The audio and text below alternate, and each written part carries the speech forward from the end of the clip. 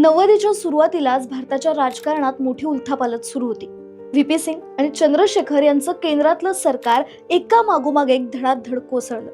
पुढे माजी पंतप्रधान राजीव गांधी यांची हत्या झाली आणि काँग्रेसच्या सत्तेची धुरा पी.व्ही. नरसिंहराव यांच्या खांद्यावर आली.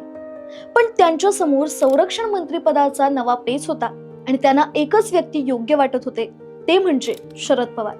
त्यावेळी शरद पवार महाराष्ट्रात मुख्यमंत्री पदावर होते, पण तरीही पवारच रावांना संरक्षण मंत्रीपदी हवे होते आणि म्हणून त्यांना केंद्रात बोलावून घेतलं.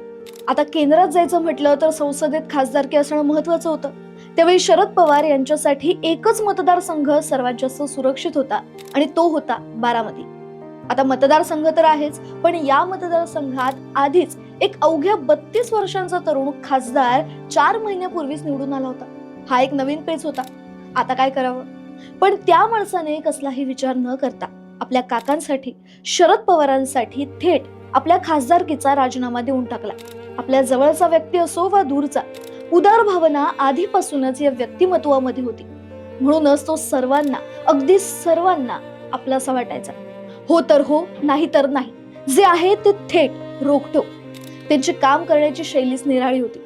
महाराष्ट्राच्या राजकारणातलं एक असं रांगडं व्यक्तिमत्व ज्याची गरज कधी सत्तेत असणाऱ्यांनाही लागायची आणि कधी विरोधकांनाही. कारण उपमुख्यमंत्री पद ते विरोधी पक्ष नेता, सगळीकडेच या माणसाच्या नेतृत्वाची तोफ अशी धडाडत होती की कोणतंही काम झालंच पाहिजे. थोरा मोठ्यांचा राजकीय वरदहस्त असला तरी आपल्या ताकदीने हा नेता तळागाळातल्या लोकांपर्यंत पोहोचलेला होता. तब्बल 40 वर्ष महाराष्ट्रासोबतच महाराष्ट्राच्या राजकारणाचा कानाकोपरा या माणसाने पिंचून काढला होता. भाषणं सुद्धा पर्सनॅलिटी सारखीच रांगडी होती. लहानांपासून मोठ्यांपर्यंत सर्वांना जवळचा वाटणारा हा माणूस, अगदीच महाराष्ट्राचं समाजमन कळलेलं नेतृत्व. कोणत्याही कामासाठी वेळेवर हजर, कोणतीही कामं वेळेवर पूर्ण करण्याची ताकद. काहींना वारशाने सगळं मिळतं, पण काहींमध्ये आपला वारसा वगळून स्वतःचं अस्तित्व निर्माण करण्याची जिद्द असते. शेतकरी आणि सर्वसामान्यांसाठीच्या महत्वाच्या गोष्टी हेरून आपल्या राजकारणाची सुरुवात दूध संघ, विविध सहकारी संस्था, साखर कारखाने, बँका यांच्या माध्यमातून त्यांनी केली. पुढे खासदार, मग आमदार, मग राज्यमंत्री, त्यानंतर महाराष्ट्राचे उपमुख्यमंत्री आणि त्यानंतर विरोधी पक्ष नेते, असा एकंदरीत राजकीय प्रवास. इतक्या उंचीपर्यंत पोहोचलेला माणूस पण पाय सतत तळागाळातच राहिले. सत्ता असो वा नसो, जनता दरबार भरणारच, जनतेची कामं होणारच.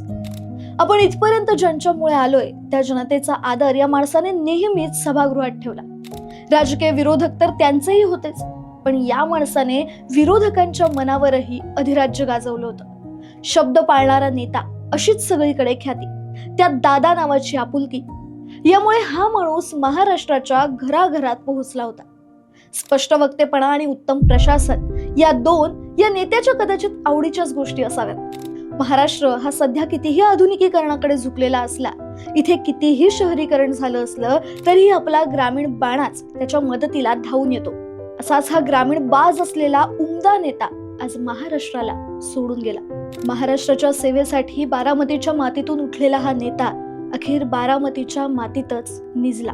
आपल्या वयाच्या 66व्या वर्षी, 6व्या महिन्याला आणि 6व्या दिवशीच. अजितदादांना भावपूर्ण श्रद्धांजली.